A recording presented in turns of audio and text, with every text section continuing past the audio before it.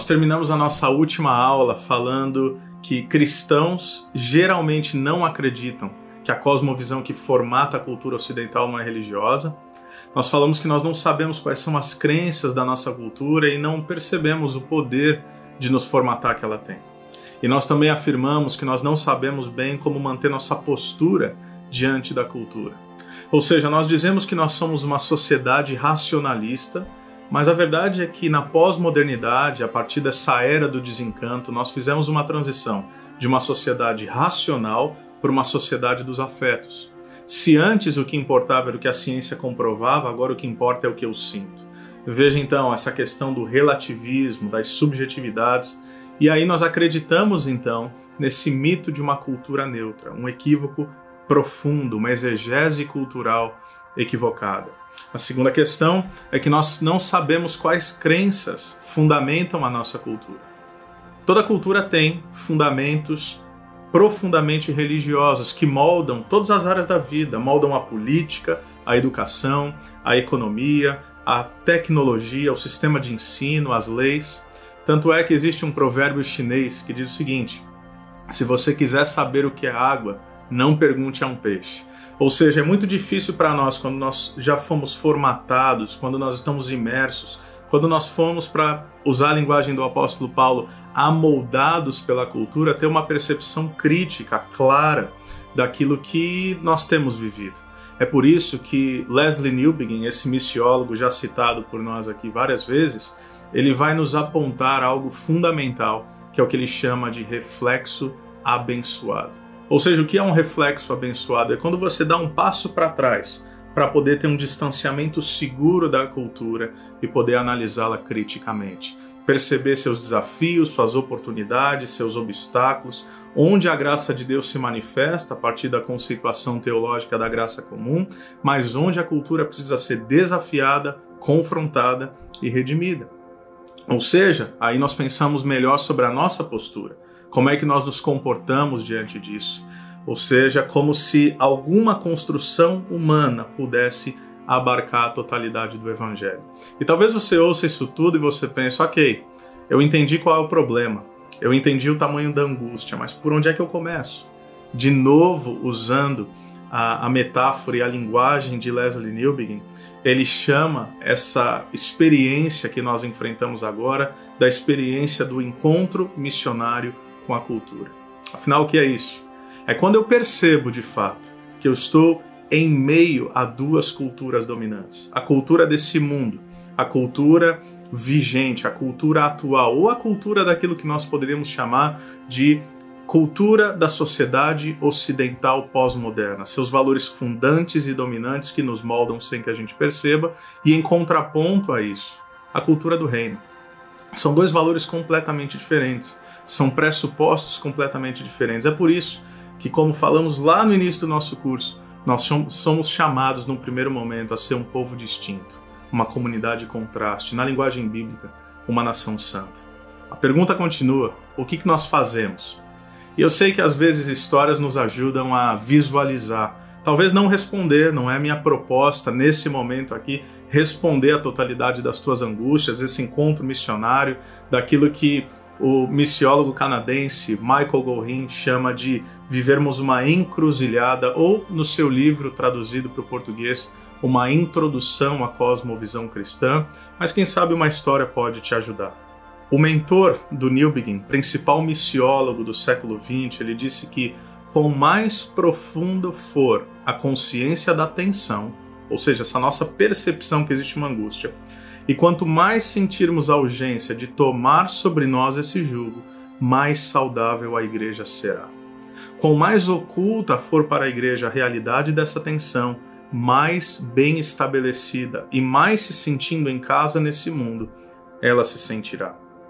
A igreja estará num período mortal de sal que perdeu o seu sabor. E a história de um jovem hindu que fazia parte de uma comunidade extremamente pobre.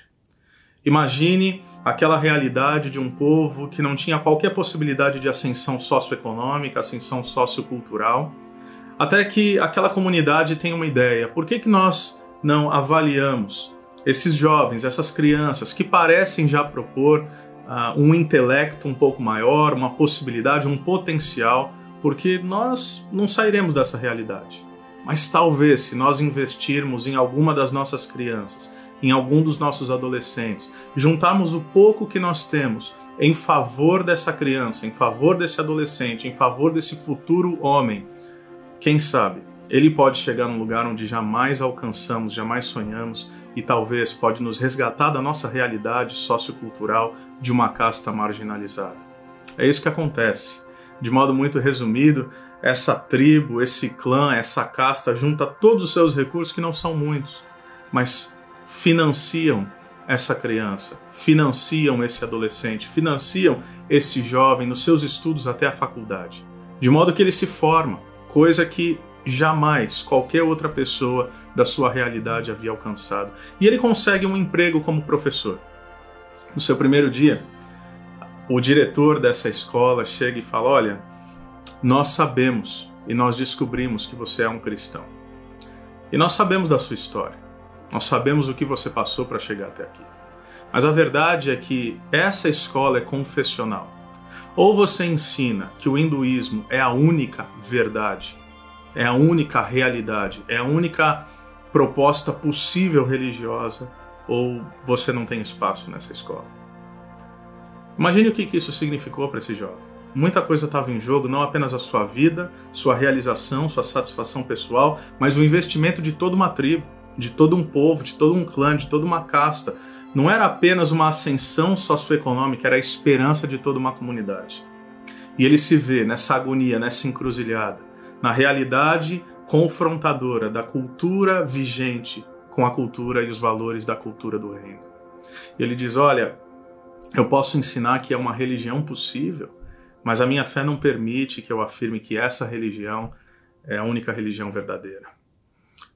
Quem sabe você pensaria: puxa vida, uma pequena concessão num momento como esse não teria problema algum. Ele poderia olhar para esse diretor e falar: não, tudo bem, eu ensino.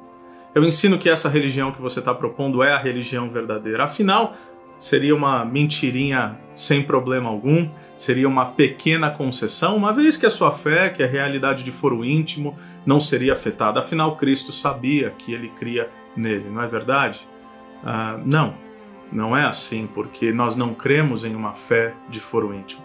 Nós não cremos numa fé rechaçada à esfera privada. Nós cremos que a fé cristã é uma fé pública, abrangente, poderosa e transformadora.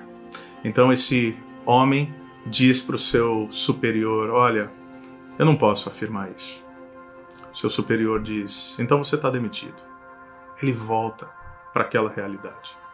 Imagine se fosse eu ou se fosse você. Como é que ele justifica que, por causa de uma fé que aquele povo sequer conhecia, todos os investimentos e todas as esperanças foram lançadas por terra? Imagina como é que ele seria recebido. E a verdade é que ele conversa com essa turma.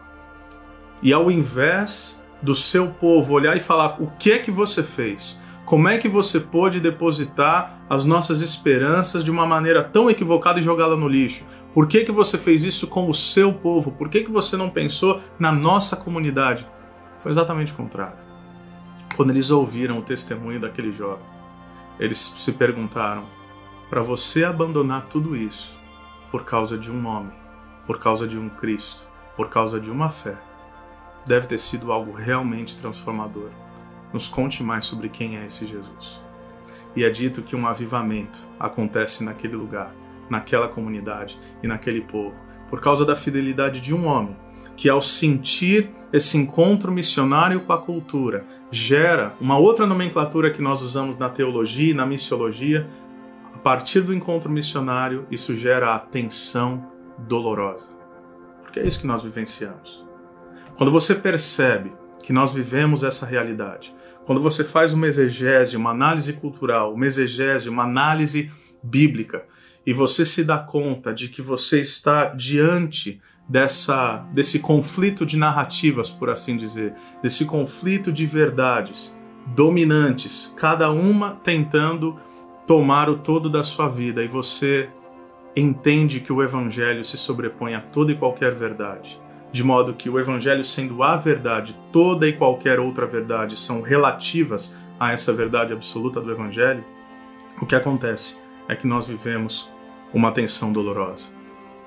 Esse jovem foi demitido, mas um avivamento começou no meio daquele povo. O que eu estou tentando dizer?